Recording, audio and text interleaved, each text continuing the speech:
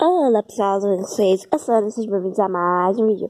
E hoje pessoal, como vocês viram no título, hoje é a parte 2 daquele vídeo lá, que eu vou deixar nos cards, que é o machismo na mitologia grega. E hoje eu vou ser um pouco mais específica e eu vou contar uma das histórias mais machistas de todas na mitologia grega. E essa história começa há muito tempo atrás. Essa é meio óbvio, né? Mas tô lá. Bom, o que aconteceu foi o seguinte. Um pouco tempo atrás dessa história, Poseidon e Atena tinham brigado por uma cidade. E Atena venceu. E essa cidade foi nomeada em homenagem a ela, Atenas. Poseidon não estava muito bravo com ela. Então, ele decidiu que ele ia se vingar dela. E, depois que Atena conseguiu a sua vitória, ela ganhou um grupo de sacerdotisas que fizeram um voto de castidade em homenagem à deusa, que era conhecida como a deusa virgem. Assim, uma dessas sacerdotisas era uma moça muito bonita. E a parte mais bonita dela era o seu cabelo. E, por causa disso, ela chamava a atenção de vários homens que iam ao templo só para ver a beleza dela. E Atena percebeu isso. E ela disse para ela parar de ser vaidosa e tal. O que aí a gente já começa a ver, né? Porque os homens que iam atrás dela e ela que ela tinha culpa de ser bonita. Mas vamos lá. Aí ela falou assim, não sei o que, ela vou continuar sendo vaidosa, mas mesmo assim ela nunca permitiu que o homem tocasse. Aí que entra o Poseidon. Ele vendo que Atena já era meio recalcada com essa moça, por justamente ela ser tão vaidosa e os homens irem lá no templo por causa dela, ele decidiu o seguinte, vou ir lá. Então, Poseidon, sendo obviamente um deus muito forte e homem, facilmente conseguiu tomá-la. E, para provocar ainda mais Atena, ele a tomou no templo da deusa. Depois do tempo, ao amanhecer, a moça continuou servindo a deusa. Sua fé não tinha sido abalada. E depois de rezar tanto para a deusa finalmente veio ao encontro. Ela fala bem assim, você sucumbiu aos desejos da carne, ao invés de honrar os votos comigo. E um fato interessante é que como Poseidon era teoricamente superior, afinal ele era irmão de Zeus e governava o mar, tinha um próprio reino sobre ele. E Atena, apesar de ser bem importante, era só mais uma filha dos deuses Olimpo, ela não tinha como tirar satisfações com Deus.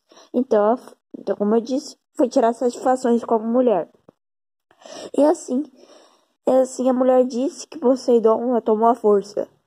Mas como Atena estava muito enfurecida por causa dessa situação e que ela suspeitava de que a mulher tinha tido prazer nesse ato, ela decidiu não acreditar na pobre moça. E sendo assim, ela teria que ser punida pela deusa. Então, ela disse bem assim, já que você sucumbiu aos desejos da carne, você não será nada mais do que uma cobra. E assim, a Medusa acabou virando a cobra famosa que conhecemos. E sim, essa moça que foi abusada por Poseidon era Medusa. E foi assim, de acordo com o mito grego-romano, que é mais pro romano do que pro grego, que Medusa acabou se tornando aquele monstro.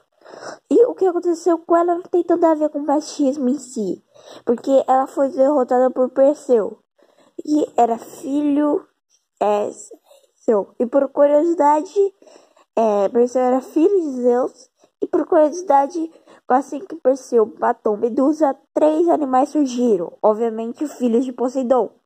Entre um deles foi o Pégaso, um gigante, e uma cobra de 2 cabeças no deserto.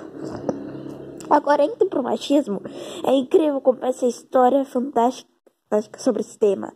Porque só por ela ser vaidosa, ela já era puxada da proteção e pela deusa lá, Atena. E mesmo assim, ela nunca fez nada de errado. E os homens queriam ir ao templo por causa dela, porque queriam. Ela não poderia simplesmente mandar-nos. Não vamos dizer que eles não poderiam mais estar lá. Se contar que o fato de que o Poseidon abusou dela e ela que levou a culpa, sendo que, curiosamente, o homem dessa história que causou todo esse mal era de uma posição importante, Ela acabou tendo um destino totalmente trágico e ultrajante. E depois disso, eu acho que essa história é incrivelmente machista do início ao fim, porque ela diz que mulheres abusadas são nada menos do que cobras. Frase machismo pra baralho. Mas, agora que a gente já terminou a história da Medusa, eu gostaria de implementar a outra história ainda mais machista do que essa. Voltando para a história, o que aconteceu foi o seguinte: Pandora seria, no caso, a primeira mulher. Sobre essa história, ela tem várias metáforas, e como eu não quero acontecer nesse vídeo, eu sugiro que você vá até o vídeo do Guilherme Narisa. Mas eu vou dar um resumo. A história consiste de Zeus criando a primeira mulher para ser uma punição para a humanidade, já que é ela que teoricamente traz o caos, quando ela abre a caixa. E eu digo caixa porque caixa com certeza seria uma alusão ao útero de Pandora. Ou seja, eles estavam praticamente dizendo no mito de que a mulher era uma perdição por causa da sua parte, né? Parte traria doenças e tudo para a humanidade. E de que a mulher não seria necessária para a época porque teoricamente não havia reprodução. Ou seja, nessa história, eles tiraram a parte da reprodução, que era na sociedade machista era a única coisa que servia a mulher. Eles ainda disseram que todo o mal que vinha da humanidade tinha vindo do útero de Pandora, e ainda de que a Pandora seria curiosa assim como toda mulher por causa de Hera. Ou seja, a mulher nesse mito é praticamente um item indispensável que só causou mal à humanidade e que não era necessário no início e que ainda é curioso e fútil. Uma visão mais machista do que essa eu não consigo nem descrever. E, por causa disso, eu vou falar um pouco mais do mito para vocês entenderem. Quando o Zeus lá tava com a mulher, ele tinha entregado para o cara lá que criou os animais, inclusive causou dilúvio, fazendo com que somente o Deucálio e Pia sobrevivessem. O que é uma clara ilusão de que, além de Pandora trazer doenças e pecados à humanidade, ela também trouxe a morte da maioria daquela época, até porque, afinal, 90% da população são lá de homens, no caso, né? Caso estava lá de boa, e somente Deucálio e Pia tinham recebido a mensagem de Prometeu, que houveria lá o dilúvio. E por isso, esses dois foram responsáveis por povoar a Terra. Mas se você for olhar por um lado, a Pandora, nesse conto, ela seria o que causou a morte desses 90% e não tirou a morte desse casal. Ou seja, o quanto que eles eram machistas naquela época é algo inacreditável.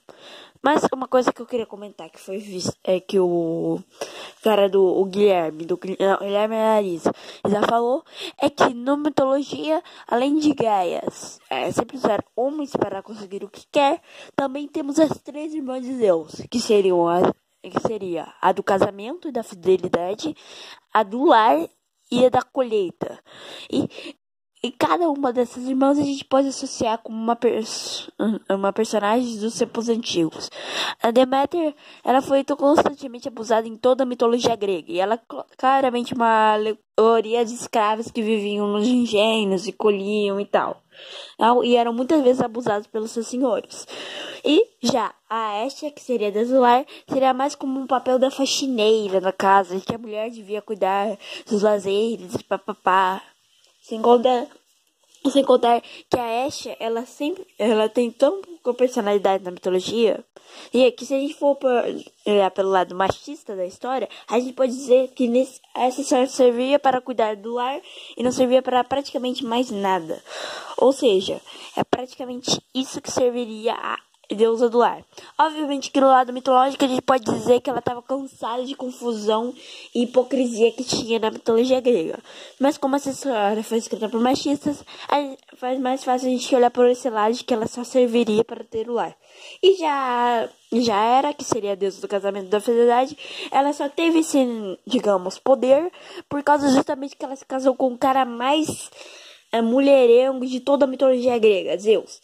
E o único motivo de ela não trair ele, porque ela teria sido porque seria obviamente contra a natureza dela. Ou seja, eles criaram uma história de que um homem se relacionaria com várias mulheres e a mulher não, que seria a corna da história e não poderia trair. Ou seja, isso praticamente é o que acontecia antigamente. E muitas vezes a mulher que não podia trair, teoricamente, a gente julgava suas fúrias nos bastardos e nas mulheres que o marido se deitava, praticamente.